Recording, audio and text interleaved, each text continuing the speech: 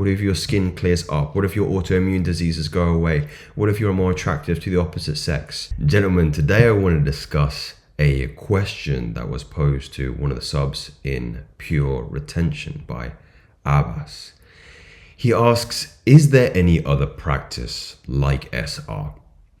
I have been a retainer lately, but before I heard of SR, NoFap hard mode, I believed that losing your semen by fapping was completely normal and did me no harm. As my friends said the same, so did Google. That is part of becoming red pill, opening your eyes for the first time and seeing the world in its truth. But after discovering SR and seeing its many benefits, I realized how misguided I was.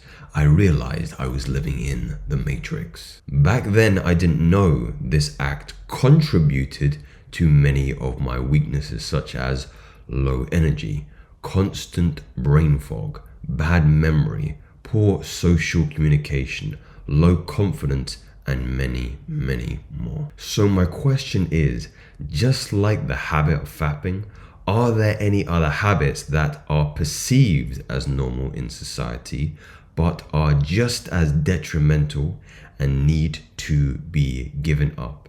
If one wants to be the ultimate version of himself, what would he practice? I really enjoy the frame of this question because, like this individual has said here, you too go on this journey, right? I went through that journey when I was 19, 20, 21, 22, thinking that this kind of shit was normal. And then once you discover it and once you mitigate it from your life and you start to recognize, oh, Jesus Christ, I was low on energy. My testosterone was low.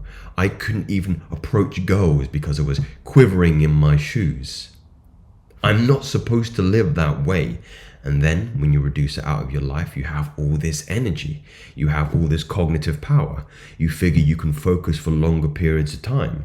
And then you start asking yourself the question, if I've been so wrong about this, what else am I wrong? Or where else am I wrong, would be better to say. As an upper echelon man, or at least aspiring to be one of those individuals, it's really important that you're constantly questioning your beliefs.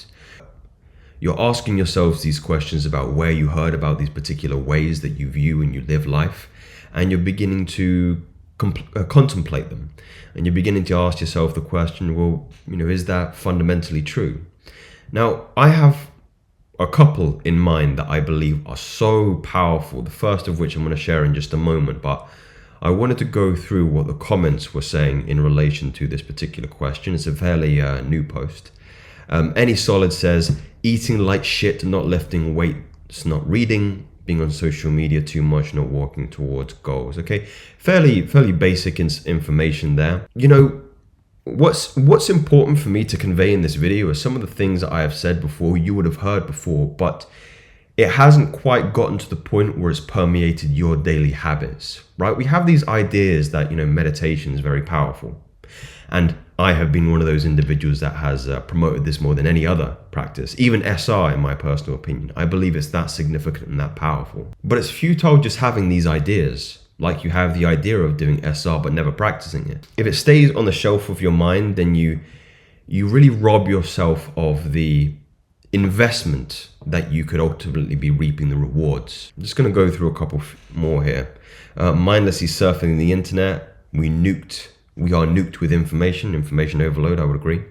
I think no surf is quite as powerful as SR. It's a really good one. No surf is just a consequence of mitigating or eliminating the usage of the internet. And you can start to see where, well, it'd be a good idea to do a kind of self-analysis on how much of your time is actually spent on the internet for entertainment as opposed to education. And then once you fill that gap, you recognize, oh, I'm primarily just watching it for entertainment and not actually improving my life situation. Alcohol is another big one in many societies and all the things that go with it, being careless with choosing one's company, smoking cigarettes late night, and late nights that disrupt your sleep pattern. All of these I agree with wholeheartedly, but the one I wanted to share and reiterate with you today is the practice that starts with recognizing that you may be fueling your body with shit. I've been fasting every single day since maybe the last 3 years, right? And I honestly believe it's on the same kind of level as SR. It's that red pill. You recognize once you get into a pattern of doing these things, and let's say you're intermittent fasting for a month, meaning you're eating between the hours of, so let's say 1 p.m. and 8 p.m. every single day. You begin, after that time period, you begin to realize that 3 meals a day is a bullshit idea. You begin to actually look at other people who are just brainwashed, these NPCs that go through, oh, breakfast, oh, lunch, oh, dinner, I need to put food in this hole here. It's absolute nonsense. It makes no sense. And then when you look at the presence of metabolic disorders and eating disorders all across, Western culture, you recognize that we're not treating the root symptom here, which is stop putting food in here so much.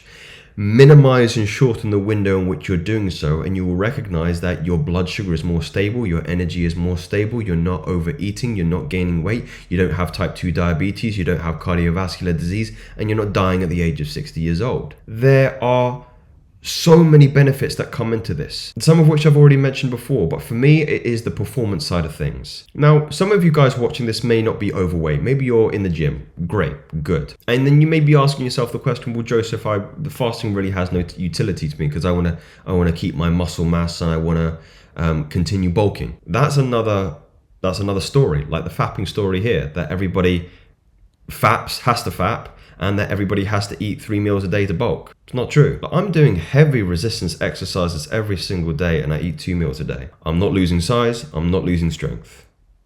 I am being mindful about the kinds of foods I'm eating in the window where I am eating though. You have to be maximizing your fat intake. So fatty cuts of red meat, mince meat, high percentage, ribeye steaks, eggs, avocados, nuts, and I mean, now that I think about it, it's a very heavy towards the keto direction, but I'm still eating things like fruits. So I'm getting my carbohydrates and my kind of natural sugars from, apples and oranges and other bits and pieces there. And I feel fucking fantastic. I feel great. I am going to experiment in the next month or so with going purely keto because this is the thing. This is the thing as well with the red pill. This could be another red pill moment for you guys, is that you recognize that your body doesn't need carbohydrates as a primary fuel source. It can use ketones, it can use fats for fuel. And the literature that I've observed and read suggests that the body actually works better on ketones. It works more effectively on fat. And then when you pair fasting with high fat, high protein meals, you get into ketosis faster. And then you're burning body fat faster. Your metabolism is going up. And you just start to move in this direction of a well-oiled machine. Now, for those of you that are nutrition buffs, there is some evidence to suggest that this kind of diet on a long-term basis, let's say I ate like that for the next decade, may not be optimal. But in the short term, cognitive function, losing weight, mitigation of inflammation in the body, there is no other diet, I believe, that is more potent than this one. And when you're talking about these secrets that make you feel you're hacking your very biology, biohacking, I think looking at fasting and looking at the kinds of foods you're eating in terms of fat and protein is something I implore every single man has to do it at one stage at their life. And I know a lot of men who follow me don't eat meat for spiritual reasons, and I respect that.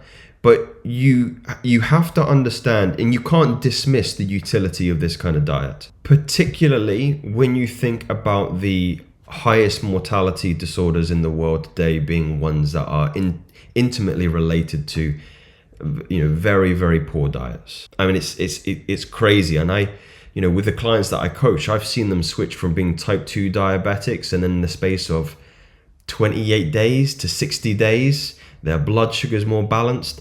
They've lost like 10 to 15 pounds. They're stronger. They're fitter. They have more energy.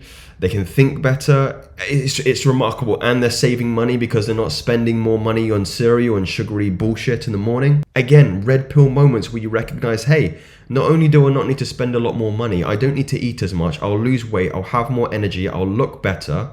The fat under your face starts making you look leaner. You become more attractive to other people. You have more energy again to do the things that you want to do. You can sleep better. Small, maybe inherited conditions start to lessen in terms of their symptoms. I mean, it's crazy. It's crazy. And we have to start paying more attention to what we're putting in here. I really think that is a superpower. So my friends, Abba, if there's any other practice like SR that you should be looking at, it should be fasting, and it should be looking at a high fat, high protein, ketogenic style diet. You should be able to try anything for a couple of weeks or a month, I think at least. But here's the difference, right? Don't just have it as an idea, actually implement it. Sure, the diet's going to be boring. Sure, it's going to be a lot of red meat, a lot of eggs, a lot of nuts, a lot of cheese and bacon, right? But what if you get everything that I just said? What if you start to have more energy? What if your testosterone goes up? What if you look leaner? What if you get stronger? What if your muscles look better? What if your skin clears up? What if your autoimmune diseases go away? What if you're more attractive to the opposite sex? What if you have more confidence as a consequence of more testosterone? Something to consider, yeah? And these aren't theories, gents. These are facts. Speak soon.